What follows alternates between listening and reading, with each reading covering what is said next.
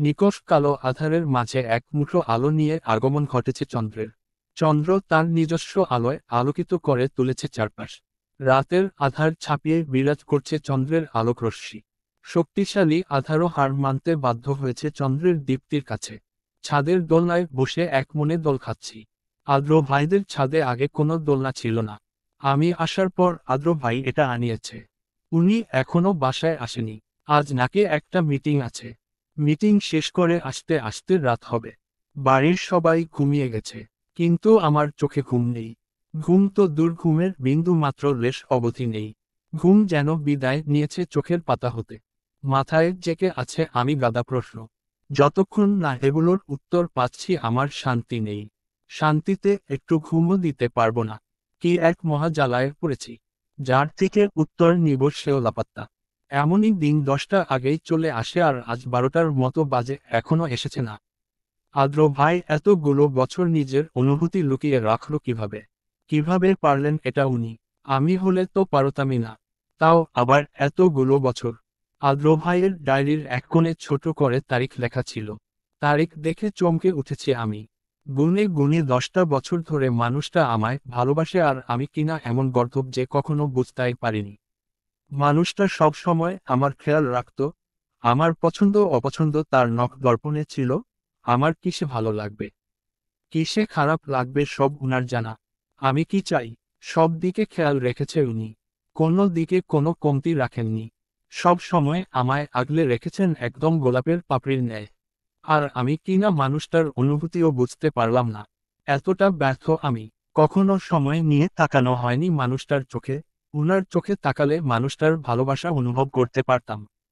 কিন্তু দুর্ভাগ্য, কখনো ভাবিনি এই মানুষটা আমায় এতটা পাতারা চিহ্নবলের মতো ভালোবাসতে পারে। সব সময় ভেবে এসেছি আদ্র ভাই কাজিন হিসেবে আমার খেয়াল রাখেন। কিন্তু কখনো মনে এই প্রশ্ন জাগেনি উনি কেন সব সময় আমাকেই আগলে রাখেন। আমার বিষয়ে কেন তার হস্তক্ষেপ? আমার যেটা পছন্দ সব সময় মনে করে সেটা আমার জন্য নিয়ে আসতেন। কখনো অন্য কারোর জন্য এমনটা করেননি। তবুও আমি বুঝতে পারিনি কতটা গাধি আমি। উল্টো কি করেছি? আদ্র ভাইয়ের সামনে ইভান ভাইকে নিয়ে কত কিছু বলেছি। তার নামে লজ্জা পেয়েছি। তাকে নিয়ে পাতারা চিহ্ন গলামও করেছি। আরও কত কি। নিজের ভালোবাসার মানুষটার মুখে অন্য কারো নাম শোনা যে কতটা অসহনীয় যন্ত্রণার সেটা আমি জানি।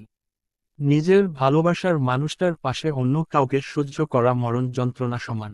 সেখানে আদ্র ভাই নিজ চোখে আমার পাশে ইভান ভাইকে দেখেছে। আমার সাথে তার বিয়ে ঠিক হওয়া দেখেছে। ইভান ভাইয়ের নামের হলুদ আমার গায়ে লাগতে দেখছে। ইভান ভাইয়ের নামও আমার হাতে লিখতে সে দেখেছে। তাও কাউকে কিছু বলেননি। নীরবে সয়ে গেছেন যন্ত্রণাগুলো।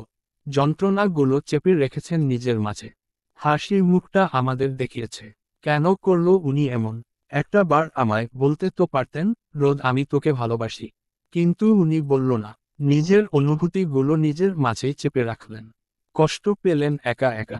10টা বছর কাউকে না জানিয়ে ভালোবাসা কি এতই সহজ? উহু মতেও সহজ না। 10টা বছর মানুষটা আমায় নীরবে ভালোবেসে গেলেন। আমি হলে তো 1 বছরের কেঁদে কেটে একুল উকুল দুকুলি ভাসাতাম। অতপর পাগল হয়ে রাস্তায় রাস্তায় ঘুরে বেড়াতাম। উনি আগেই যদি আমায় বলতেন তাহলে ইভান ভাইকে ভালোবেসে আমায় এত কষ্ট পেতে হতো না। আর না ওনাকে সহ্য করতে হতো নরক যন্ত্রণা। এই মানুষটা এমন কেন? অন্যের দুঃখে ঝাঁপিয়ে পড়বে আর নিজের দুঃখের কথা কাউকে বলবে না। এমন কি টুর শব্দ অবধি করবে না। হঠাৎ মেজাজ খারাপ হলো। আবার কেমন স্বভাব। খুঁচিয়ে খুঁচিয়ে অন্যের মনের কথা জানবে, তাকে সান্ত্বনা দিবে আর নিজের বেলায় সব সিন্ধুকে তালাবদ্ধ করে রাখবে। আজকে আসুক বাড়ি, তারপর দেখাবো মজা। এতদিন লুকিয়ে লুকিয়ে আমায় ভালোবাসা, তাই না? আজকে করাই গন্ডায় সব হিসেব তুলব। বদলক, আজকে আসো তুমি বাড়ি। বসে বসে চন্দ্র বিলাস করছি। এমন সময় কারো পায়ের শব্দ কানে এসে বাড়ি খেলো। এত রাতে ছাদে কে এলো? ফুপ্পি বা আরও কেউই এত রাতে ছাদে পা দিবে না। তাহলে কে এলো? ভ্রুকুচকে তাকিয়ে আছি। অন্ধকারের মাঝ থেকে একটু একটু করে এগিয়ে আসছে এক মানব। একদম সামনে এসে দাঁড়ালো। দেখেই বোঝা যাচ্ছে হাঁপিয়ে গেছে মানুষটা। এক পাশে সরে উনাকে বসতে দিলাম। আদ্র ভাই খেমে নিয়ে এক হয়ে এসেছে। পরনের ইন করা শার্ট এলোমেলো, কুঁচকে গেছে। কোট বোধ হয় খুলে রেখে এসেছে। চুলগুলো উস্কুস। জোরে জোরে শ্বাস নিচ্ছে। আচমকা জড়িয়ে ধরে বলল, তুই এখানে? আর আমি তোকে পুরো বাড়ি খুঁজে এসেছি। আদ্র ভাইয়ের হৃদস্পন্দন অস্বাভাবিক। ধড়াস ধড়াস করে হার্টবিট করছে। তুমি কখন এলে? বেল বাজানোর শব্দ পেলাম না তো। বেশি রাত হয়েছে দেখে বেল বাজায়নি। ভেবেছি তোরা সবাই ঘুমিয়ে গিয়েছিস। তাই পকেট চাবি ছিল, চাবি দিয়ে খুলে এসেছি। ভ্রুকুচকে শুধালাম, আমায় খুঁজছিলে কেন? আমার একটা মাত্র বউ, সারাদিন শেষে এসে তার মুখ না দেখলে হবে? তাকে না দেখলে আমার সকল ক্লান্তি যে মিটবে না। তুই বা পাষাণ রমণী সারাদিনের জামাইয়ের একটা খবর নিস না। আমি কি তোর মতো নিষ্ঠুর? আমি আমার বউকে চোখে হারাই, তাই এসেই তার খোঁজ করছিলাম। রুমে উকি দিয়ে দেখি বউ আমার লাপাত্তা। এরপর আম্মুদের রুম, আরুর রুম সব খুঁজে না পেয়ে ঘাবড়ে গিয়েছিলাম। অতঃপর মনে পড়ল আমার বাড়িতে তো এক প্রেত আত্মা আছে যে রাত বিরেতে ছাদে উঠে বসে থাকে। আজও মনে হয় তাই করেছে। সেই ভেবে ছাদে চলে এলাম। আদ্র ভাই যে ইচ্ছে করে আমায় রাগাতে এসব বলছেন সেটা বুঝতে আমার একটুও সময় লাগলো না। অন্য সময় রিয়েক্ট করলেও আজ কোনো রিয়াকশন দিলাম না। আদ্র ভাই কপাল কুঁচকে শুধালো, এত রাতে এখানে কি করিস? ভূত প্রেতদের সাথে প্রেম করছিস নাকি? আমি তো তাও ভূত প্রেতদের সাথে প্রেম করি, কিন্তু তুমি তো সম্পূর্ণ উল্টো। ছুপা রুস্তমের মতো বছরের পর বছর ভালোবাসো। যাকে ভালোবাসো তাকে জানতেও দেও না যে তুমি তাকে কতটা ভালোবাসো। আদ্র ভাই চমকে গেছেন। হয়তো ভাবেনি আমি তাকে এমন কিছু বলবো। শুকনো ডোক গিলল উনি। বেচারা ধরা পড়ে গেছে। ঘাবড়ে যাওয়ার কণ্ঠ বলল, কি সব বাজে বকছিস? মাথা ঠিক আছে তোর? আমি আবার কাকে ভালোবাসতে যাব? কথাগুলো বলতে বলতে হেসে দিল। উনি যে হেসে কথাগুলো উড়িয়ে দিতে চাইছেন সেটাই আমি হাড়ে হাড়ে টের পাচ্ছি। বজ্জাত লোক একটা। ধরা পড়ে যাওয়ার পরও কি সুন্দর সেটাকে অস্বীকার করছেন। দুজনের মাঝে নীরবতা বিরাজ করছে। হঠাৎ আদ্র ভাইয়ের চোখে চোখে রেখে শুধালাম, ভালোবাসো আমায়? আদ্র ভাই নিশ্চল চোখে তাকিয়ে আছে আমার চোখে। উনি এতক্ষণে বুঝে গেছেন আমি তার ডায়েরি পড়ে ফেলেছি। এখন লুকিয়েও লাভ নেই। সন্দেহ আছে। ভালোবেসে কি হলো? দুঃখ বই, সুখ তো পেলে না। ভালোবেসেছি সুখী রাখার জন্য, থাকার জন্য না। সুখ দুঃখের হিসেবে করে ভালোবাসিনি। সুখ দুঃখ হিসেবে করলে সেটা ডিল হতো, ভালোবাসা না। ভালোবাসতে হয় এক আকাশ সমান উদারতা নিয়ে। আমায় না পেলে কি করতে? দেবদাসের মতো পথে পথে ঘুরতাম। তবে ভাবিস না পার্বতীকে না পেয়ে দেবদাসের মতো চন্দ্রমুখীর কাছে যাব। আমি এক নারীতে আসক্ত পুরুষ। রৌদ্রময়ীকে না পাওয়ার শোকে পাগল হয়ে আমি পথে পথে ঘুরব, তবু মনের ভুলেও অন্য নারীর কাছে যাব না। আমি স্তব্ধ হয়ে মানুষটার পানে তাকিয়ে আছি। একই মানুষ নাকি অন্য কিছু? এই মানুষটা প্রতিক্ষণে প্রতি মুহূর্তে আমায় তাকে ভালোবাসতে বাধ্য করে। তার প্রতি মুগ্ধ করতে বাধ্য করে। মন বলে এই মানুষটা সঠিক। এমন মানুষ দুনিয়ায় দুটো হয় না। মানুষটা তার সর্বসত্তা জুড়ে ভালোবাসে। নিজেকে ভাগ্যবতী মনে হচ্ছে। ইভান ভাইকে না পেয়ে নিজেকে যতটা অভাগী ভেবেছিলাম এখন ততটাই ভাগ্যবতী অনুভব হচ্ছে।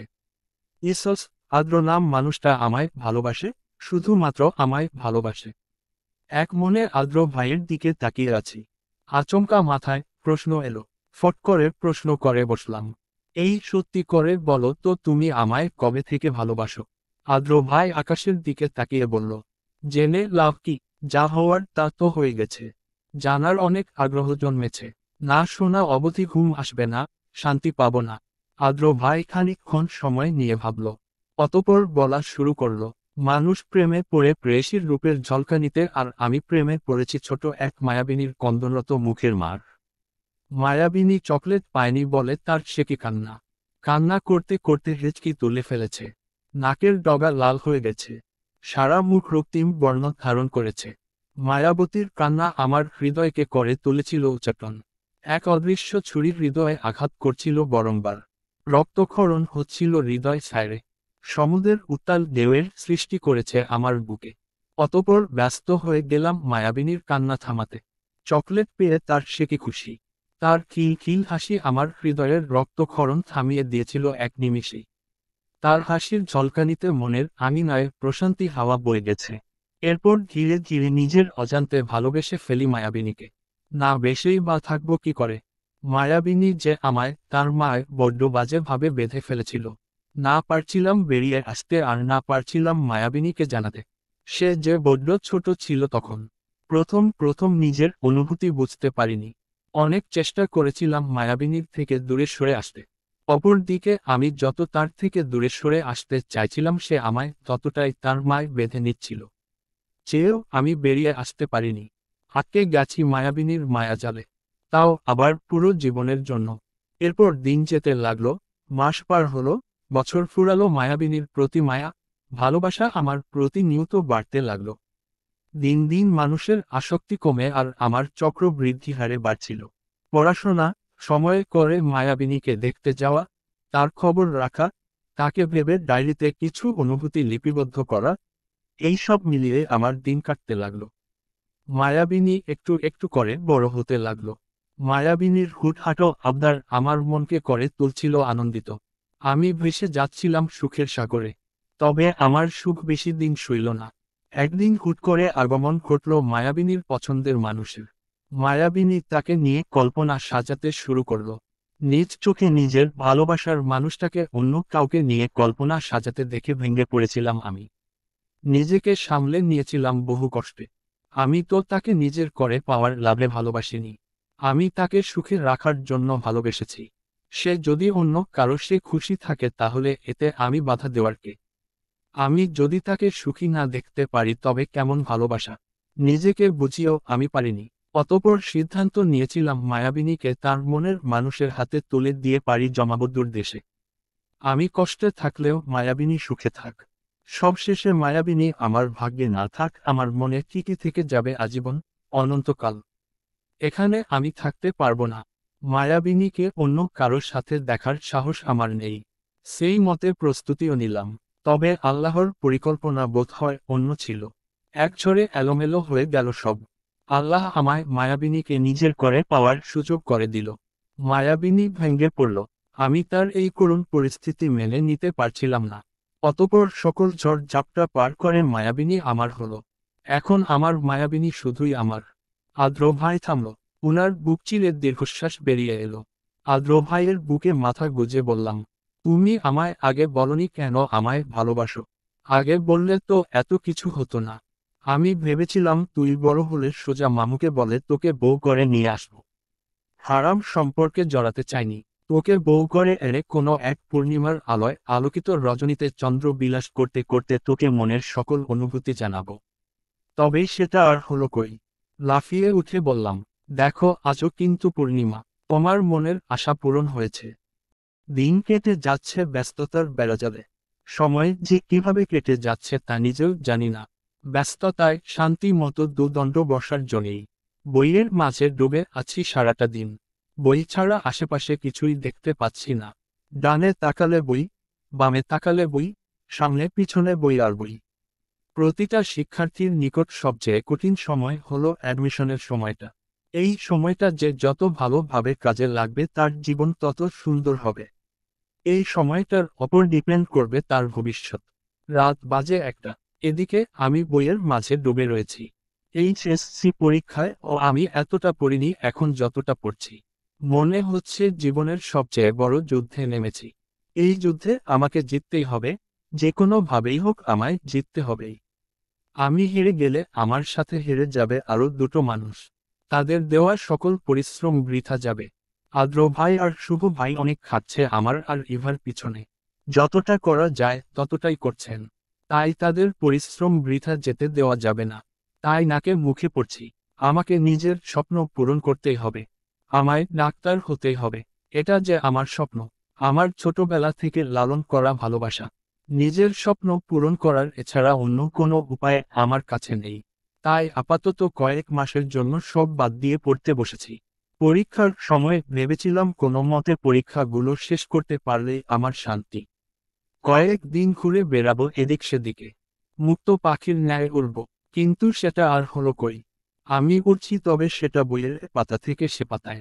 ঘুরে বেড়াচ্ছি লাইন থেকে সে লাইনে। প্যারামল জীবন যাকে বলে। আদ্র ভাইদের বাড়িতে যাওয়ার 5 দিনের মাথায় শুভ ভাইয়ের কল। হঠাৎ ভাইয়ার কল পেয়ে কপাল কুঁচকে এলো। ভাইয়া সাধারণ এই সময়ে কল দেয় না। হতো সকালে কিংবা রাতে দেয়। অত শত ভাবনা বাদ দিয়ে রিসিভ করে সালাম দিয়ে জিজ্ঞেস করলাম, হঠাৎ কল দিলে ভাইয়া? কোনো দরকার?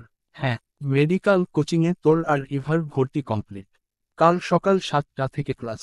কালকের আগে যেন বাসায় দেখি। হাসির মুখটা এক লহমায় কাদো কাদো হয়ে গেল। পরীক্ষা শেষ হয়েছে সপ্তাহ খানেকও যেতে পারেনি তার আগেই অ্যাডমিশন নামক নতুন অত্যাচার এসে হাজির। সেদিন বিকেলে আদ্র ভাই এসে দিয়ে গেছে। বিগত 1-1.5 মাস যাবৎ চলছে কোচিং নামক অত্যাচার। সকাল 7টা থেকে শুরু হয় ক্লাস, 10টা বাজে শেষ।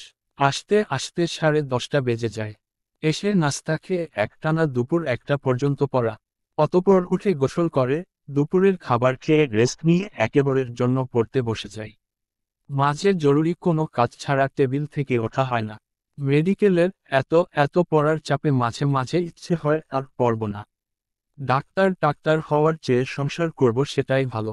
সংসার করা অন্তত এই পড়ালেখার থেকে অনেক সহজ কাজ। কিন্তু নিজের স্বপ্নের কথা মনে পড়লে সব ছেড়ে ছুঁড়ে পড়তে বসে যাই। এমনই একদিন কোচিংয়ে অনেক পড়া দিয়েছে, সারাদিন পরেও কমপ্লিট হচ্ছে না। মাথা হ্যাং হয়ে গেছে। এর মাঝে আদ্র ভাইয়ের কল। বই খাতা ধরাম করে টেবিলের ওপর রেখে বললাম, আমি আর পড়াশোনা করব না। বিয়ে করেও যদি পড়াশোনা করতে হবে তাহলে বিয়ে করেছে কি করতে? বিয়ে করেছি, এখন সংসার করব। এই পড়াশোনা আমার দ্বারা হবে না। সংসার করা অন্তত পড়াশোনা থেকে ঢের সহজ। আদ্র ভাই আমার দিকে তাকিয়ে আছেন, কোনো কথা বলছেন না। ঠোঁট কামড়ে ধরে ওনার রিয়েকশন দেখার অপেক্ষায় আছি। খানিকক্ষণ পর মুখ খুললেন, কাপড় কাচতে পারিস? মাথা দুদিকে নেড়ে নাকচ করলাম, মানে পারি না। রান্না করতে পারিস? মোটামুটি। কাপড় কাচা, বাসন মাজা, রান্না বান্না, ঘরের সব কাজ করতে হবে? পারবি? গভীর চিন্তায় পড়ে গেলাম। সত্যি তো, আমি তো এগুলো একটাও পারি না। ঘরের কাজ একটা করতে গেলে ছড়িয়ে ছিটিয়ে রাখি 10টা। এই সংসার টংসার আমার দ্বারা হবে না। পাশ থেকে বই তুলে পৃষ্ঠা খুলে বইয়ে চোখ রেখে বললাম, আমার জন্য পড়াশোনায় ঠিক আছে, আমি পড়ছি। তুমি ডিস্টার্ব করো না তো? সেকেন্ডের ব্যবধানে আদ্র ভাই উচ্চ শব্দে হেসে উঠল। হাসতে হাসতে বল, এবার তুমি লাইনে এসেছ বউ। কথাটা বলে হাসতে লাগলেন। আমি ওনার দিকে তাকিয়ে আছি। মানুষটা কি বলল খেয়াল আছে তার? ওনার প্রাণোচ্ছল হাসিতে মনটা ফুরফুরে হয়ে গেল। আদ্র ভাই হাসি থামিয়ে বলল, যেই মেয়েকে এখনো গালে তুলে খাইয়ে দিতে হয়, তার নিজের জিনিস অন্য কারো গুছিয়ে দিতে হয়, সে আবার সংসার করবে? উল্টোপাল্টা চিন্তা মাথা থেকে ঝেড়ে পড়ায় মন্দে। এই হলো আমার পড়ালেখার অবস্থা। মুখ ভেঞ্চি কেটে পড়তে বসে গেলাম। অপরদিকে আদ্র ভায়া বেচারা পড়েছে মহাফাসাদে। আগের বার আমায় সময় দিতে পারলেও ইদানিং উনি বড্ড ব্যস্ত। কাজের চাপ অনেক বেশি। রাত দিন এক করে অফিস সামলাচ্ছেন। 1টা 1:30 বেজে যায় অফিস থেকে বাড়ি আসতে আসতে। তার ওপর আমাদের বাড়ি অফিস থেকে অনেকটাই দূরে, ওনাদের বাড়ি কাছে। আদ্র ভাই প্রথম দুদিন এসেছিলেন। দেখলাম মানুষটার অনেক কষ্ট হচ্ছে। ঘুম হচ্ছে না ঠিক মতো। সারাদিন অফিস সামলে আমার সাথে রাত জেগে ওনার ঘুম হচ্ছে না। এভাবে চললে ওনার অসুস্থ হতে সময় লাগবে না। এরপর থেকে আসতে মানা করে দিয়েছি। এভাবে চলতে থাকলে উনি অসুস্থ হয়ে যাবেন। উনি যদিও জোরাজুরি করেছিলেন কিন্তু আমি মানিনি। ওনার সেই একই কথা, আরে আমার কিছু হবে না। এই মানুষটা এমনই, নিজের খেয়াল রাখার নাম নেই, উনি চলেছে অন্যের খেয়াল রাখতে। ধমক দিয়ে বলেছিলাম, তোমাকে আসতে মানা করেছি, কানে যায় না। আরে নিজের ভালো তো পা তারা চিহ্ন বলেও বোঝে। তুমি কেন বোঝো না আদ্র ভাই? সব সময় অন্যের ভালো খারাপ নিয়ে ভাবতে হবে না। উনি অন্য রকম কণ্ঠে বললেন, অন্য কেউ কোথায়? তুমি তো আমারই। এই কথার পৃষ্ঠে বলার মতো কিছু খুঁজে পাইনি। উনি এমন করে কথা বলেন, আমি বিপরীতে বলার মতো কিছুই খুঁজে পাই না। তবে ধমকটা কাজে লেগেছিল। সেদিন ধমক দেওয়ার পর থেকে আর আসেননি। দুজনের তেমন দেখাও হচ্ছে না।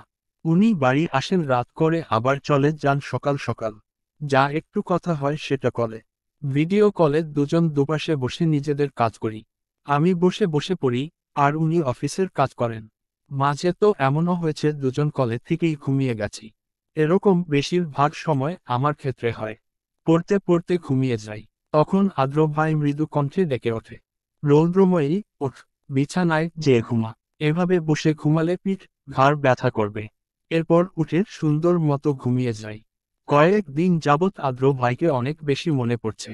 কতগুলো দিন হয়ে গেল মানুষটাকে সামনে থেকে দেখি না। তার মুগ্ধ চোখের চাহনি, মন ভুলানো হাসি, মন ভোলানোর কণ্ঠস্বর আমায় ইদানিং বড্ড জ্বালাচ্ছে। আদ্র নামক মানুষটাকে ইদানিং একটু বেশি চোখে হারাচ্ছি। উনাকে ছাড়া আশপাশটা ফাঁকা ফাঁকা লাগে। মনে হচ্ছে কি যেন নেই। মন আকাশে একটু একটু করে কালো মেঘ ছেয়ে গেছে। আদ্র ভাইয়ের বিরহে জ্বলে পুড়ে ছারখার হয়ে যাচ্ছি প্রতিনিয়ত। উনি ব্যস্ত, ওনাকে যে আসতে বলবো সেটা মনে সায় জানাচ্ছে না। আমি জানি আমি একবার বললে আদ্র ভাই সব কিছু ফেলে চলে আসবে। কিন্তু মানুষটার কষ্ট হবে ভেবে বলছি না। আমি উলঝে যাব তারও কোনো উপায় নেই। কোচিং এ প্রতিদিন একের পর এক পরীক্ষা যাচ্ছে। চাপের মাঝে আছি। পড়ার টেবিলে বসে এক মনে এসব ভেবে চলেছি। সামনে বই খুলে রাখা। হুট করে একটা ঘটনা মনে পড়ে গেল। হাসতে হাসতে অবস্থা খারাপ হওয়ার উপক্রম। তখন আমি আদ্র ভাইদের বাড়িতে। প্রতিদিন রাত করে এলেও সেদিন আদ্র ভাই তাড়াতাড়ি চলে এলো। ফুপ্পি বলল, তোরা দুজন কোথাও থেকে ঘুরে আয়। মেয়েটা এসেছে, ও একা একা বড় হবে। প্রথমে নাকচ করছিলাম, কিন্তু ফুপ্পির জোরাজুরিতে শেষে যেতে হলো।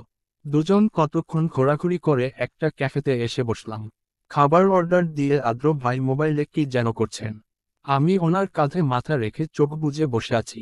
আদ্র ভাই গালে হাত দিয়ে আদুরে কণ্ঠে শুধালেন, খারাপ লাগছে? মাথা দুদিকে নেড়ে নাকচ করলাম। মুখে বললাম, ঘুম পাচ্ছে। হুটহাটো ঘুম পাচ্ছে। এমনি সময় তো এত তাড়াতাড়ি ঘুমাস না। জানি না কেন ঘুম পাচ্ছে। একটু ওয়েট কর, খাবারটা আসলে খেয়ে গাড়িতে ঘুমিয়ে যাস। বলতে বলতে খাবার চলে এলো। আমাদের টেবিলটা কর্নারে ছিল। আদ্র ভাই আমায় নিজ হাতে খেতে দিল না, নিজেই খাইয়ে দিল। খাওয়ার শেষে দুজন বেরিয়ে এলাম। বাহিরে আসতেই রাস্তার ওপারে হাওয়াই মিঠাই। একটু জোরেই বলে উঠলাম, আদ্র ভাই হাওয়াই মিঠাই খাবো। তুই এখানে দাঁড়া, আমি নিয়ে আসছি। কোথাও যাবি না কিন্তু। কথাগুলো বলে উনি চলে গেলেন। আমি দাঁড়িয়ে দাঁড়িয়ে ওনার যাওয়া দেখছি। এমন সময় পাশ থেকে কেউ একজন বলে উঠল, তোমার নাম কি মামনি? একজন মধ্যবয়সী মহিলা। প্রথমে অবাক হলাম। চিনি না জানি না, হুট করে এসে নাম জিজ্ঞেস করেছেন কেন? অনেকক্ষণ যাবৎ খেয়াল করছিলাম আন্টিটা আমাদের সামনের টেবিলে বসে আমাদের দিকে তাকিয়েছিল। উত্তর দিব না দিব না করেও নিজেকে সামলে জবাব দিলাম, রদ। বাহ, বেশ মিষ্টি নাম তো। যেমন নাম তেমন দেখতে মাশাআল্লাহ। আমি কিছুটা বিরক্ত হলাম। সাধারণত অপরিচিত কারোর সাথে আমি বেশি কথা বলি না। আমার অস্বস্তি হয়। আন্টিটা একে একে আমার পুরো 14 গোষ্ঠীর নাম জিজ্ঞেস করলেন। কোথায় পড়াশোনা করছি, কত দূর পড়েছি, বাবা কি করেন, কো ভাই বোন, ইত্যাদি ইত্যাদি। অতঃপর বাবার নাম্বার চাইলেন। কিছু বলবো এমন সময় আদ্র ভাই এসে হাজির হলো। ওনাকে দেখে আমি ওনার কাছে চলে গেলাম। আদ্র ভাই জিজ্ঞেস করলেন, কি হয়েছে, ভয় পেয়েছিস? আন্টিটা সামনে দাঁড়ানো তাই কিছু বলতেও পারছি না। এর মাঝেই তিনি নিজেই আদ্র ভাইকে বললেন, তোমার বাবার নাম্বারটা দেও তো বাবা। আদ্র ভাই ভ্রুকুঁচকে নিলেন। উত্তর করলেন, আমার বাবার নাম্বার দিয়ে আপনি কি করবেন আন্টি? তোমার বোনকে আমার বেশ ভালো লেগেছে। আমার বোনের ছেলে ইঞ্জিনিয়ার। বোনকে তো বিয়ে দিবে নাকি? তাই তোমার বাবার সাথে কথা বলবো। মহিলার কথা শুনে বাক্যাল বনে গেলাম। এই জন্যই এই মহিলা এতক্ষণ যাবৎ আমায় জ্বালাচ্ছিলেন। পেট ফেটে হাসি আসছে। এখন আদ্র ভাইয়ের রিয়েকশন দেখার অপেক্ষায় আছি। হাসি চেপে কিছু না বলে আদ্র ভাইয়ের মুখের দিকে তাকালাম। আদ্র ভাই দাঁতে দাঁত চেপে বললেন, আপনাকে কে বলল ও আমার বোন? বলতে হবে কেন? মেয়েটা কি সুন্দর করে ভাই ডাকছিল। দেখে মনে হচ্ছে ভাই বোন। তার ওপর দুজনের মুখের ও অনেক মিল। আদ্র ভাই চোখ গরম করে আমার দিকে তাকালেন। আমি ঠোঁট চওড়া করে হাসি দিলাম। আদ্র ভাই ক্ষেপে গেলেন। মনে হয় আগুনে কি পড়ল। আদ্র ভাই আমার দিকে কটমট দৃষ্টি নিক্ষেপ করে বললেন, ও আমার বোন না, বউ হয়। বুঝতে পেরেছেন, আমার একমাত্র বিয়ে করা বউ। আন্টিটা মুহূর্তে পাল্টি খেলেন। বললেন, এইটুকু একটা বাচ্চা মেয়েকে বিয়ে করতে লজ্জা লাগলো না? না লাগেনি। যেমন আপনার এইটুকু বাচ্চা মেয়েকে নিজের বোনের ছেলের বউ বানাবেন ভাবতে লজ্জা লাগেনি, তেমনি আমার ওকে বিয়ে করতে লজ্জা লাগেনি। আর বিয়ে হলো ফরজ কাজ, এখানে লজ্জার কি আছে? আজব। কথাগুলো বলেই খপ করে আমার হাত ধরে নিয়ে আসতে নিলেন। পিছন থেকে আন্টিটা বলে উঠলেন, ইদানিং কার ছেলে পেলেগুলো বাচ্চা বাচ্চা মেয়েগুলোকে ধরে ধরে বিয়ে করছে। এত ছোট মেয়েগুলোর সংসারের কি বোঝে? দেশটা রসাতলে গেল। এদিকে আমি হাসতে হাসতে কাহিল। শেষমেশ মহিলাটা আদ্র ভাইকে তার বউয়ের ভাই বানিয়ে দিল। হাসতে হাসতে আদ্র ভাইয়ের গায়ে ঢলে পড়ছি। উনি চোখ রাঙিয়ে তাকিয়ে আছে আমার দিকে। হাসতে হাসতে পেট ফেটে যাচ্ছে আমার। হাসি যেন ধরছেই না। আদ্র ভাই চোখ রাঙিয়ে তাকিয়ে আছে আমার দিকে। কিন্তু আমি সেটা পরোয়া করলে তো। আমি আমার মতো হেসেই যাচ্ছি। আদ্র ভাই ড্রাইভ করছে আর মাঝে মাঝে আমার দিকে রাগী লুক দিচ্ছে। হাসতে হাসতে বলে উঠলাম, শেষ পর্যন্ত কিনা তোমায় মেলাজ বলল। ছি ছি আদ্র ভাই, তুমি বাচ্চা মেয়েকে বিয়ে করলে।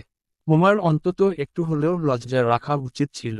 আদ্র ভাই কিছু বলছে না, দাঁতের দাঁত চেপে ড্রাইভ করছে। আফসোসের সুরে বলে উঠলাম, আহারের বেচারা আদ্র ভাই, নিজের বউয়ের প্রস্তাব তোমার কাছেই দিল। আফসোস হচ্ছে তোমার জন্য। তবে তুমি নিরাশ হও না। তুমি নিজেকে লাকি ভাবো, তোমার এত সুন্দরী একটা বউ আছে। আমি জানি আমি সুন্দরী, এক্সট্রা প্রশংসা করতে হবে না। তাও মিস্টার মুখে কলুপ এঁটে বসে আছে। ফের বলে উঠলাম, কি হলো আদ্র ভাই, কিছু বলছো না যে? লাইন শেষ করার আগেই ব্রেক কষল আদ্র ভাই। কিছু বলতে যাব তার আগেই সিটবেল্ট খুলে আচমকা ঝুঁকে এসে ওষ্ঠে ওষ্ঠ ডুবিয়ে দিলেন। মুহূর্তের ব্যবধানে ফ্রিজ হয়ে গেলাম। কি হলো জানি না, সব যেন আমার মাথার ওপর দিয়ে গেল। মিনিটের মাথায় ওষ্ঠ ছেড়ে কপালে কপাল ঠেকিয়ে জোরে জোরে শ্বাস নিচ্ছেন। হঠাৎ আক্রমণে নিজেকে সামলে উঠতে বেগ পেতে হচ্ছে। হৃদস্পন্দন হয়েছে অনিয়ন্ত্রিত। আদ্র ভাই সেভাবে থেকেই নেশালো কণ্ঠে বললেন, আমি তোর ভাই হই। তড়িৎ গতিতে মাথা দুদিকে নেড়ে নাকচ করলাম। আদ্র ভাই ফের বলল, তাহলে বারবার ভাই ডাকিস কেন? প্রত্যেক লাইনের আগে পিছনে খালি ভাই আর ভাই, কেন? একটু থেমে পুনরায় বলল, এরপর থেকে যতবার ভাই ডাকবি সেম ঘটনা বারবার ঘটবে। এখন ভেবে নে প্রতি লাইনে কয়বার করে ভাই ডাকবি। কথা শেষ করে উনি সরে গেলেন। আমি এখনো সিটের সাথে চিপকে আছি। গাড়ি চলতে শুরু করলো। নিজেকে সামলে চুপচাপ হয়ে বসে আছি। এতক্ষণ বকবক করলেও এই মুহূর্তে মুখ থেকে একটা শব্দ বের হচ্ছে না। এখনো মনে হচ্ছে আমি এক ঘোরের মাঝে ডুবে আছি। একটু আগের ঘটনার এফেক্ট এখনো যায়নি, লেশ রয়ে গেছে। আদ্র ভাই আমায় কথা বলাতে খোঁচা মেরে বলে উঠলেন, কিরে বাচাল রানী, চুপ কেন? একটু আগে কে যেন আমায় রাগাচ্ছিল। এখন কি হলো? মুখে কলুপ এঁটেছিস কেন? বিপরীতে কোনো উত্তর করলাম না। লজ্জায় মুখ তুলতে পারছি না। সেখানে কথা বলবো কি করে? মনে হচ্ছে মাটির দুই দিকে সরে যাক, আমি নিচে চলে যাই, তাও অন্তত এই লজ্জার হাত থেকে এ যাত্রায় বেঁচে ফিরি। গ্যারেজে গাড়ি থামানো হলে ঝটপট নেমে বাড়ির ভিতর ঢুকে গেলাম। সেই যে বাসায় গিয়ে দৌড় দিয়েছি, একেবারের পরের দিন সকালে দরজার খুলেছি। সারাদিন প্রয়োজন ছাড়া রুম থেকে বের হয়নি। লজ্জা লাগছিল, যদি আদ্র ভাইয়ের সামনে পড়ে যাই তখন। সেই ভয়ে দরজা দিয়ে বসে রয়েছি। বিকেলে উনি বাসা থেকে বের হলে রুম থেকে বেরিয়েছি। সোফায় বসে আমি, ফুপ্পি আর আরও গল্প করছি। এমন সময় আদ্র ভাই ফিরে এলেন। আমায় দেখে কিছু না বলে চলে গেলেন। ওনাকে আসতে দেখে ফুপ্পি আর আরুকে বুঝিয়ে সুজিয়ে রুমে চলে এলাম। বাহিরে থাকা সেফ না, আবার যে কোনো সময়ে উনি মুখোমুখি হতে পারেন। সেই ভয়ে রাতে খেতেও গেলাম না। ঘাপটি মেরে রুমে বসে রইলাম। খানিকক্ষণ বাদে দরজায় ঠক ঠক শব্দ। ভিতর থেকে জিজ্ঞেস করলাম, কে? আমি। দরজার খল। আদ্র ভাইয়ের ভরাট কণ্ঠ। উল্টো প্রতি উত্তর করলাম, আমি এখন দরজা খুলতে পারবো না। ঘুমাচ্ছি। তুমি এখন যাও। হাতে খাবার নিয়ে দাঁড়িয়ে আছি। আমায় যদি আরেকবার দরজার খোলার জন্য বলতে হয়েছে তাহলে কালকের ঘটনা রিপিট করতে সময় লাগবে না বলে দিলাম। তাড়াতাড়ি দরজা খোল। কথা না বাড়িয়ে সুর করে যে দরজা খুলে দিয়ে বিছানায় যেয়ে বসলাম। আদ্র ভাই খাবার টেবিলের ওপর রেখে ভ্রুকুচকে শুধালো, কি সমস্যা? খেতে আসিসনি কেন? আর আমায় ইগনোরই বা করছিস কেন? সমস্যা কি বল? আমি কোনো উত্তর করলাম না। মাথা নিচু করে বসলে রইলাম। আদ্র ভাই ফের জিজ্ঞেস করলেন, কি হয়েছে বল? কোনো সমস্যা? আমি তাও কিছু বললাম না। মুখে কলুপ এঁটে বসে রইলাম। আদ্র ভাই চুটি করে এসে পাশে বসলেন। থুতনিতে হাত রেখে মুখখানা ওপরে তুললেন। অতঃপর কোমল কণ্ঠে বললেন, কালকের ঘটনার জন্য সরি। তোর যদি বেশি খারাপ লাগে তাহলে বল, আমি আর কখনো তোর সামনে আসব না। তাও তোকে আমার থেকে পালিয়ে থাকতে হবে না। তুই মুক্ত পাখির ন্যায় ঘুরে বেড়া। আদ্র ভাইয়ের কণ্ঠ কাঁপছে। তাহলে কি উনি আমায় ভুল বুঝল? মিহি কণ্ঠে বললাম, তুমি যা ভাবছো এমন কিছুই না। আমার লজ্জা লাগছিল তাই তোমার থেকে লুকিয়েছিলাম। অন্য কিছুই না। তুমি প্লিজ আমায় ভুল বুঝো না। আদ্র ভাই ওনার দুহাত আমার গালে রাখলেন। আদুরে কণ্ঠে বললেন, বোকা মেয়ে আমরা বিবাহিত, স্বামী স্ত্রী। এগুলো আমাদের মাঝে স্বাভাবিক। এতে লজ্জা পাওয়ার কি আছে? চোখ নামিয়ে নিলাম। ওনার দিকে তাকিয়ে থাকার সাধ্য আমার নেই। ওনার চিল সমান চোখে ডুবে যাওয়ার সম্ভাবনা আছে। পরে দেখা যাবে আকুল উকুল হারিয়ে আমি ভেসে চলেছি দূর অজানায়। মিনিমিনে কণ্ঠে বললাম, তাও আমার লজ্জা লাগবে। লজ্জা টজ্জা ছাড়, আগে খেয়ে নে, তারপর যত লজ্জা পাওয়ার পাস। তুমি যাও, আমি খেয়ে নিব। আমি কোথাও যাচ্ছি না। হয় আমার সামনে বসে খাবি, না হয় আমি খাইয়ে দিব। কোনটা? তড়িৎ গতিতে বলে উঠলাম। আমি নিজের হাতে খাচ্ছি। হাত ধুয়ে এসে খেতে বসে পড়লাম। বেটা নাছোড় বান্দা, না খাওয়া অবধি এখান থেকে নড়ার মানুষ উনি না। এতটুকু আমার জানা আছে। আমি খাচ্ছি আর আদ্র ভাই আমার দিকে তাকিয়ে আছেন। বসে বসে পড়া বাদ দিয়ে স্মৃতিচারণ করছিলাম।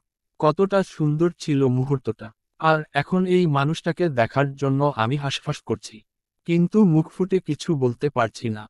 আমার ভাবনার মাঝে আদ্র ভাইয়ের কল। দেরি না করে সাথে সাথে রিসিভ করলাম। উনি বলে উঠলেন, কি করছিস? পড়ছি। একবার ব্যালকনিতে আয় তো। ভ্রু কুঁচকে এলো। হঠাৎ এত রাতে উনি আমায় ব্যালকনিতে ডাকছেন কেন? আচ্ছা, উনি কি নিচে এসেছেন? এত রাতে ব্যালকনিতে ডাকছ যে? কথা না বাড়িয়ে আসতে বলছি আয়। ছুটে ব্যালকনিতে গেলাম। মানুষটার ক্লান্ত কণ্ঠ। ব্যালকনিতে গিয়েই চোখ চাতক পাখির ন্যায় খুঁজতে শুরু করলো আমার কাঙ্ক্ষিত মানুষটাকে। রাস্তায় টিউব লাইটের নিচে গাড়ির সাথে হেলান দিয়ে বুকে হাত গুজে দাঁড়িয়ে আছে মানুষটা। আমায় দেখে হাত নাড়িয়ে হাই দিল। আমার মন আর টিকল না। সোজা ছুটে বেরিয়ে এলাম। রুম থেকে বেরিয়ে ড্রয়িং রুম পেরিয়ে মেইন দরজা খুলে বেরিয়ে পড়লাম। এক ছুটে সোজা গেটের বাহিরে। মানুষটা আমার থেকে হাতে গোনা কয়েক হাত দূরে। কি হলো জানি না। দৌড়ে গিয়ে জড়িয়ে ধরলাম আদ্র ভাইকে। উনিও উষ্ণ আলিঙ্গনে আবদ্ধ করে নিলেন আমায়। ক্লান্তি মাখা মুখখানা দেখেই বোঝা যাচ্ছে সারাদিনে অনেক খাটুনি গেছে। জড়িয়ে ধরা অবস্থা কান্না করে দিলাম। আদ্র ভাই আমার কান্নার শব্দ শুনে মাথায় হাত বুলিয়ে দিয়ে আলতো কণ্ঠে শুধালেন, কি হয়েছে, কান্না করছিস কেন? কেউ কিছু বলেছে? বকেছে কেউ? কন্দনরত অবস্থা বললাম, তুমি এত কষ্ট করে এত দূর আসতে গেলে কেন? তোমার অনেক কষ্ট হয়েছে তো?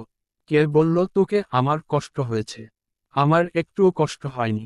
আমার রৌদ্রময়ী আমায় দেখতে চেয়েছে আর আমি আসবো না সেটা কখনো হয়? আদ্র ভাইয়ের কথা শুনে অবাক হলাম। উনি জানলো কিভাবে আমি ওনাকে দেখতে চেয়েছি? আমি তো ওনাকে বলিনি। এমন কি নিজ মনে ছাড়া কাউকেই বলিনি। অবাক হয়ে শুধালাম, তুমি জানলে কি করে আমি তোমায় দেখতে চেয়েছি? আমার প্রশ্নে উনি ঠোঁট এলিয়ে হাসলেন। হাসি বজায় রেখে বললেন, রৌদ্রময়ীর চোখের ভাষায় যদি পড়তে না পারি তাহলে কেমন ভালোবাসলাম বলতো? যেখানে পুরো রৌদ্রময়ীকে আমার মুখস্থ সেখানে এটা তো সাধারণ বিষয়। কান্নার মাঝে হাসি ফুটে উঠল মুখে। এই মানুষটা আমায় এত বোঝে, এতটা ভালোবাসে। প্রতিনিয়ত আমি উনাকে নতুনভাবে আবিষ্কার করছি। ওনার ভালোবাসা কত নিগুড় সেটা পরিমাপ করার সাধ্য আমার নেই। নিজেকে ভাগ্যবতী মনে হচ্ছে। আল্লাহ র নিকট অনেক অনেক শুকরিয়া, উনি আদ্র নামক মানুষটাকে আমার জীবন সঙ্গী হিসেবে দিয়েছেন। ওনাকে না পেলে জানাই হতো না কোনো মানুষ এতটা ভালোবাসতে পারে। আদ্র ভাইয়ের বুকে মাথা রেখে জিজ্ঞেস করলাম, রাতে খেয়েছো? উহু। অফিস থেকে বেরিয়ে সোজা এখানে চলে এসেছি। বাড়ি চলো। তুই বাড়িতে যা। আমিও বাড়ি ফিরে যাচ্ছি। আজকে যাওয়ার দরকার নেই। এখানেই থেকে যাও। কাল সকালে এখান থেকে অফিসে যেও। উনি প্রথমে আসতে চাননি। জোর করে নিয়ে এসেছি। রুমে নিয়ে এসে বললাম, তুমি ফ্রেশ হও, আমার খাবার গরম করছি। ফ্রেশ হয়ে খেতে এসো। বলে নিচে নেমে গেলাম। ফ্রিজ খুলে খাবার বের করে গরম করতে দিলাম। মানুষটা কতটা পরিশ্রম করেছে তার উপর সারাদিনের ক্লান্তি নিয়েই এত দূর গাড়ি চালিয়ে এসেছে। খাবার গরম করা শেষ। এদিকে আদ্র সাহেবের আসার নাম ও নিশানা কোনোটাই দেখছি না। খাবার টেবিলে সাজিয়ে রেখে সিঁড়ি বেয়ে ওপরে উঠলাম। রুমে পা রাখে ডাকতে নিলাম, কি হলো এখো? বলতে গিয়ে থেমে গেলাম। আদ্র সাহেব বিছানায় শুয়ে আছেন। পায়ের জুতাও খোলেনি। এগিয়ে গেলাম কাছে। ক্লান্তিতে মুখটা শুকিয়ে গেছে।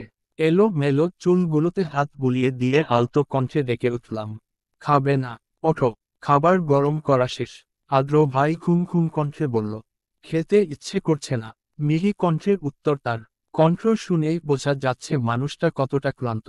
না খেয়ে ঘুমালে শরীর খারাপ করবে। ওঠো, খেতে চলো। অপর পাশ থেকে কোনো উত্তর নেই। ঘুমিয়ে গেছে উনি। না খেয়ে ঘুমালে তো আরো বেশি অসুস্থ হয়ে যাবে, শরীর খারাপ করবে। কি করা যায়? চট করে নেমে একটা প্লেটে খাবার নিয়ে রুমে চলে এলাম। আদ্র ভাই এলোমেলো হয়ে ঘুমিয়ে আছে। প্লেট বিছানার পাশের টেবিলে রেখে বিছানার কাছে এসে ওনার হাত ধরে ডেকে চলেছি। আদ্র ভাই কোনো মতে উঠে বসলেন। বিছানার সাথে হেলান দিয়ে বসিয়ে দিয়ে খাবারের প্লেট নিয়ে বসলাম। খাবার মাখিয়ে মৃদু কণ্ঠে ডাক দিলাম, মুখ খোলো। আদ্র ভাই ঘুমের ঘোরে মুখ খুলল। খাবার মুখে পুরে দিলাম। উনি চোখ বুজে আছে, চোখের নিচে কালি পড়ে গেছে। রাতের যে ভালো করে ঘুমায় না, এটাই তার প্রমাণ। একটু একটু করে পুরো খাবার শেষ করল। খাওয়ার শেষ হলে ওনাকে সুন্দর করার শুয়ে দিয়ে প্লেট রাখতে নিচে চলে এলাম। সব কিছু গুছিয়ে রেখে রুমের দিকে হাঁটা দিলাম। বিছানার এক পাশটা জুড়ে ঘুমিয়ে আছে আদ্র ভাই। এখন আমি ঘুমাবো কোথায়? সোফায় শুলে পিঠ, ঘাড় আস্ত থাকবে না। দেখা যাবে কাল সারাদিন ব্যথায় কাতরাতে থাকব। তাহলে কোথায় শুব? এত রাতে সবাই ঘুমিয়ে পড়েছে। ইভা বা ঈশিতা আপুর কারোর সাথে রুম শেয়ার করব সেই উপায়ও নেই। অগত্যা কোনো উপায় না পেয়ে বিছানার এক কোণে গুটিসুটি মেরে শুয়ে পড়লাম। শুয়ে আছি কিন্তু ঘুম আসছে না। চেয়ে আছি আদ্র সাহেবের মুখশ্রীতে। মানুষটা কতটা নিশ্চিন্তে গভীর ঘুমে ঘুমাচ্ছেন। দেখে মনে হচ্ছে কতগুলো দিন শান্তিতে ঘুমায় না। ঘুমানোর চেষ্টা করছি। হঠাৎ আদ্র ভাই একটানে কাছে নিয়ে জড়িয়ে ধরল। আষ্টে পিষ্টে জড়িয়ে ধরে ঘাড়ে মুখ গুজে ঘুমিয়ে আছেন। এদিকে অস্বস্তিতে আমার ঘুম হচ্ছে না।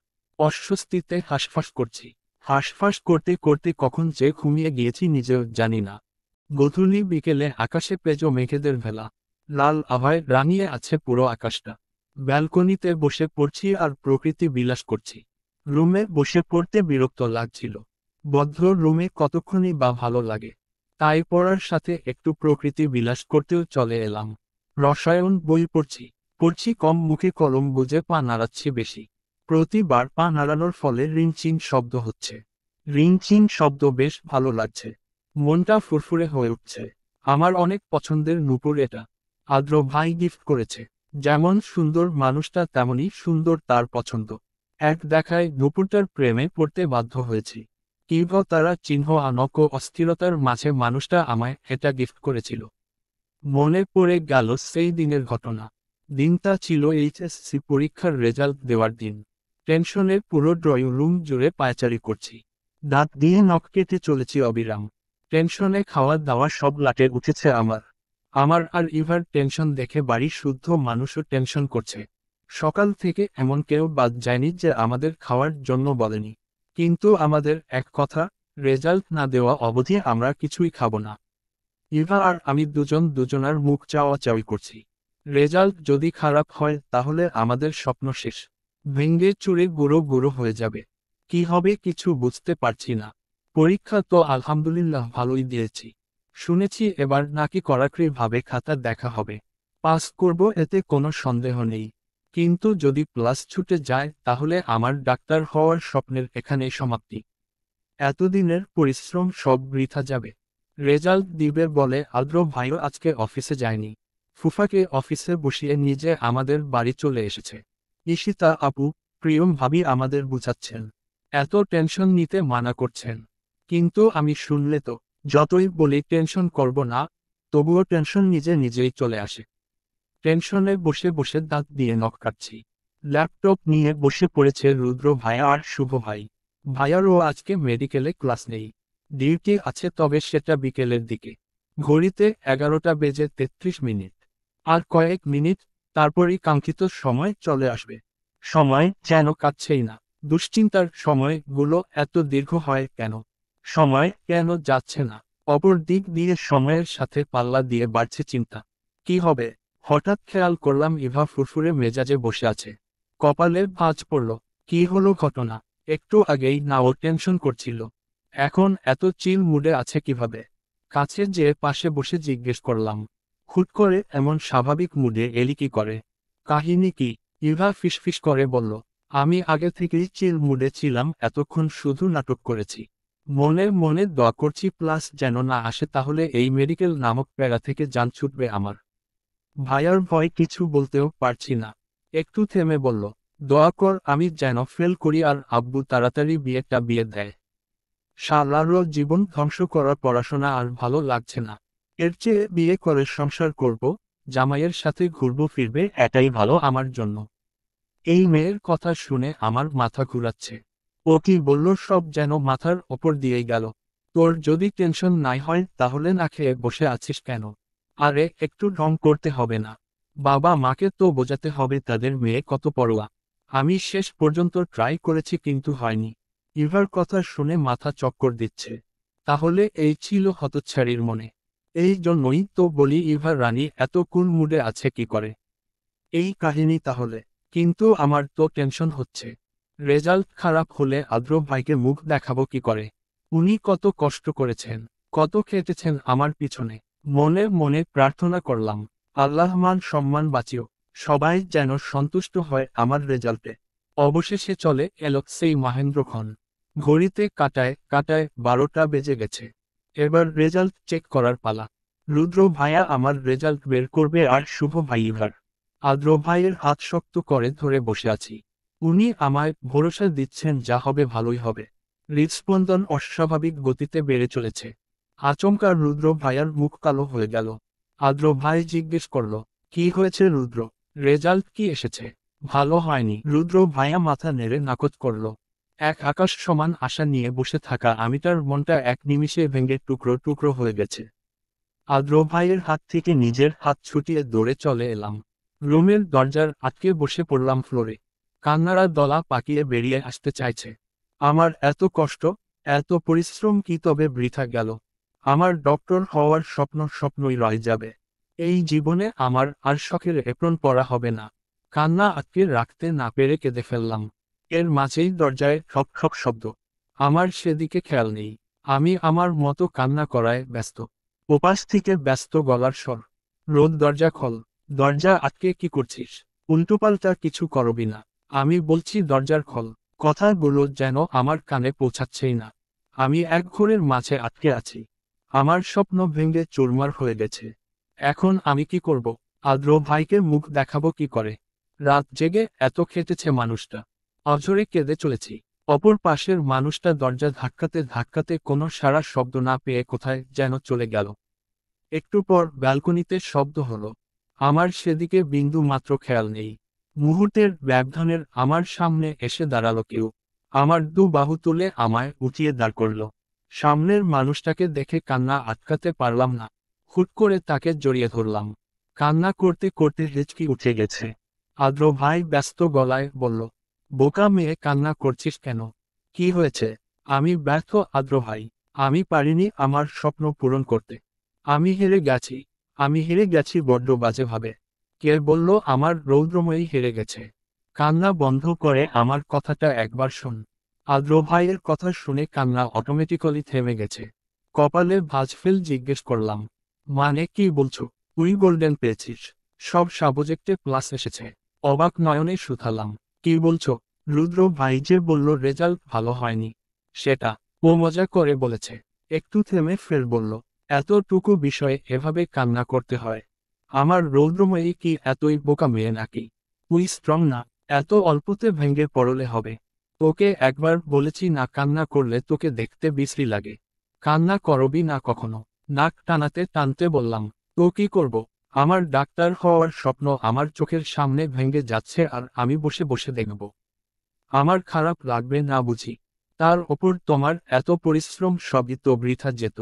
আদ্র ভাই কিছু বলবে তার আগে রুদ্র ভাইয়া দরজা দিয়ে উকি দিয়ে বলল, সরি বনু। ওকে দেখে রাগটা মাথা চাড়া দিয়ে উঠল।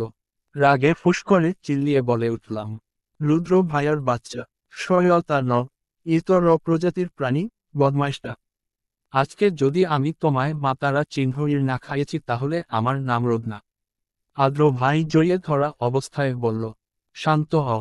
আমি শান্ত হতে পারছি না। তুমি আমায় ছাড়ো। আজকে ওই বতারা চিহ্ন যাতটার একদিন না হো আমার একদিন। ওকে আজ আমি খুনও করব। সহায়তা না ছেলে। আদ্র ভাইয়ের থেকে নিজেকে ছাড়িয়ে নিয়ে ছুটলাম রুদ্র ভাইয়ার পিছু। বজ্জাতটা আমায় কাঁদিয়ে ছেড়েছে। ওর আজকে খবর আছে। ভাইয়া আগে আগে আমি ওর পিছনে। ছুটতে ছুটতে ড্রয়িং রুমে এসে পড়েছি। পুরো ড্রয়িং রুম জুড়ে দুজন ছুটোছুটি করছি। কেউ থামাতে পারছে না আমাদের। ভাইয়া যে লুকিয়েছে বড় আম্মুর পিছনে। বড় আম্মুকে বললাম, বড় আম্মু ভাইয়াকে ধরো, বদমাইশটা কাঁদিয়েছে আমায়। বড় আম্মু ভাইয়ার প্রাণ মুলি ধরল। রুদ্র, তোর সাহস তো কম না, তুই আমাদের রোদসোনাকে কাঁদিয়েছিস। তোকে আজকে শুলে চড়ানো হবে। দাঁড়া, আজকে তোর বড় চাচ্চু আসুক, এরপর তোর একটা ব্যবস্থা করছি। আমাকে উদ্দেশ্য করে বলল, আর রাগ করে না শোনা, তোর বড় আব্বু এসে রুদ্রর বিচার করবে। এভাবে দৌড়াদৌড়ি করিস না, পড়ে ব্যথা পাবি। বড় আম্মুর কথায় শান্ত হয়ে বসলাম। বেচারি ইভা গাল ফুলিয়ে মুখ ভার করে বসে আছে এক কোণে। কিরে, তোর আবার কি হলো? গাল ফুলিয়ে বসে আছিস কেন? আমার হতে হতে যাওয়া বিয়েটা আর হবে না রে বনু। জামাইটা মনে হয় আরো কয়েক বছর সিঙ্গেলি কাটাবে। বেচারার দুঃখে কান্না পাচ্ছে। কেন, কি হয়েছে? তোর রেজাল্ট কি এসেছে? ইভা মুখটা কাদো কাদো করে বলল, ক্লাস এসেছে। এবার আমায় আর কেউ পড়াশোনা নামক অত্যাচারের হাত থেকে রক্ষা করতে পারবে না। আমার আর এ জন্মে জামাইয়ের মুখ দেখা হলো না রে বনু। ইভার কথা শুনে হাসতে হাসতে ঢলে পড়ছি ওর গায়ে। আহারে বেচারির কি কষ্ট। দূরে দাঁড়িয়ে বুকে হাত গুজে আমার পানে এক দৃষ্টিতে তাকিয়ে আছে এক জোড়া মুগ্ধ আঁখি।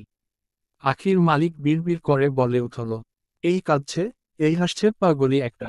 কিছুক্ষণের মাঝে বাড়িতে আগমন হয় বড় আব্বু আর আমার আব্বুর। দুজনের সাথে করে পারেন না গোটা মিষ্টির দোকানটায় নিয়ে আসে। এর 5 মিনিটের মাঝে ফুপ্পিরাও এসে হাজির হয়েছে। এ যেন এক মিলন মেলা। হঠাৎ খেয়াল করলাম আশেপাশে কোথাও আদ্র ভাই নেই। উনি আবার কোথায় গেলেন? সবাই যার যার মতো কথা বলছে আর আমি আমার উনিকে খুঁজে বেড়াচ্ছি। আমায় উকি চুকি দিতে দেখে প্রিয়ম ভাবি জিজ্ঞেস করল, কাউকে খুঁজছ রোদ? আদ্র ভাইকে দেখেছ? একটু আগেই তো এখানে ছিলেন। হঠাৎ উনি কোথায় গেলেন? ভাবি হেসে বলল, তোমার উনিকে দেখলাম বাহিরের দিকে যেতে। মিনিট 10-এর মাথায় হাত ভর্তি মিষ্টির প্যাকেট নিয়ে ঢুকলেন উনি। বড় আম্মু দেখে বলল, তোর মিষ্টি আনার কি দরকার ছিল বাবা? তোর মামুরা তো অনেক এনেছে। আমার 10টা না, 5টা না, একটা মাত্র বউ পরীক্ষায় এত ভালো রেজাল্ট করেছে, পুরো এলাকায় মিষ্টি না বিলালে হবে। বাড়িতে উৎসব মুখর পরিবেশ। নিচে সবার হুই হুল্লোড়ে কিছুটা বিরক্ত হয়ে ছাদে এসেছি। দক্ষিণা বাতাস বইছে। হাওয়ার তালে তালে ফুল গাছেগুলো দুলছে। তার সাথে পাল্লা দিয়ে উঠছে আমার উন্মুক্ত কেশগুচ্ছ। আজকের রোদের তেজ অনেকটা কম। বিকেলে হয়ে যাওয়ার রোদ তির্যক ভাবে পড়ছে। দোলনায় বসে দোল খাচ্ছি। মনটা ফুরফুরে হয়ে গেছে। অবশেষে আমি আমার স্বপ্নের আরও এক ধাপ কাছে এগিয়ে গেলাম। ইচ্ছে করছে খুশিতে ডান্স দেই। যেই ভাবা সেই কাজ। এক ছুটে রুমে চলে এলাম। বক্সে গান ছেড়ে ইচ্ছে মতো নাচছি। হঠাৎ চোখ পড়ল দরজায় দাঁড়িয়ে থাকা আদ্র ভাইয়ের দিকে। উনি দরজায় হেলান দিয়ে এক দৃষ্টিতে তাকিয়ে আছেন আমার দিকে। ওনাকে নিজের দিকে তাকাতে দেখে নাচ সেখানেই থামিয়ে দিলাম। আদ্র ভাই একটু একটু করে এগিয়ে আসছে আমার দিকে। ওনাকে আসতে দেখে পিছিয়ে যাচ্ছি। পিছনে যেতে যেতে পা বেঁচে গেল বিছানায় সাথে। পিছনে যাওয়ার আর জায়গা নেই। আদ্র ভাই কাছে এসে ফিসফিসিয়ে বলল, তুই এত ভালো নাচিস, আগে বলিস নিতে। আজকে না এলে তো সিন টাইম মিস করে ফেলতাম। জীবনে একবার হলেও তোর সাথে নাচতে হবে, কি বলিস? আদ্র ভাইয়ের নেশালো আঁখি। নেশা জড়ানো আঁখিতে আমি খুন হয়ে যাচ্ছি বারংবার। আদ্র ভাই কিছুটা ঝুঁকে এলো আমার দিকে। পিছনে হেলতে গিয়ে ধপাস করে বিছানায় পড়ে গেলাম। আদ্র ভাই টেনে উঠিয়ে বসিয়ে দিলেন। উনি কি চাইছেন সব আমার মাথার ওপর দিয়ে যাচ্ছে। আদ্র ভাই নিচে হাঁটু মুড়ে বসলেন। অতঃপর আমার এক পা তুলে নিলেন তার উরুর ওপর। পকেট হাতড়ে বের করলেন এক জোড়া নূপুর। নূপুরগুলো বেশ সুন্দর। নূপুরগুলো দেখে ছোটবেলার কথা মনে পড়ে গেল। দাদুমনি আমায় একজোড়া নূপুর গিফট করেছিল। নূপুর আমার অনেক ভালোবাসার ছিল। নূপুরের রিংচিং শব্দ আমায় মাতোয়ারা করে তোলে। এমনই একদিন ইভা আর আমি বাগানে খেলছিলাম। খেলতে খেলতে এক পায়ের নূপুর কোথায় যে পড়েছে জানি না। যখন খেয়াল হয়েছে তখন আমার সে কি কান্না। আমার কান্না দেখে বাড়ির শুদ্ধ মানুষ নূপুর খুঁজতে নেমে পড়েছিল কিন্তু পায়নি। এরপর থেকে আমি আর কখনো নূপুর পরিনি। আম্মু বলেছিল নতুন বানিয়ে দিবে, আমি না করে দিয়েছি। আদ্রর হাতে নূপুর দেখে আবেগে আপ্লুত হয়ে গেলাম। আমার ভালোবাসা। আদ্র ভাই নিজ হাতে 2 পায়ে পরিয়ে দিলেন। অকস্মাৎ ওষ্ঠ ছুঁয়ে দিলেন চরণে। ওনার স্পর্শে শিউরে উঠলাম। শিরদাঁড়া বেয়ে নেমে গেল এক শীতল হাওয়া। অমায়িক রেজাল্ট করার জন্য শুভেচ্ছা আমার রৌদ্রময়ীকে। দোয়া করি এভাবে সকল সফলতা ছুঁয়ে দেখুক আমার রৌদ্রময়ী। সফলতার উচ্চ শিখরে পৌঁছে যাক সে। এতে আমার যা যা করতে হবে আমি সব করতে রাজি আছি।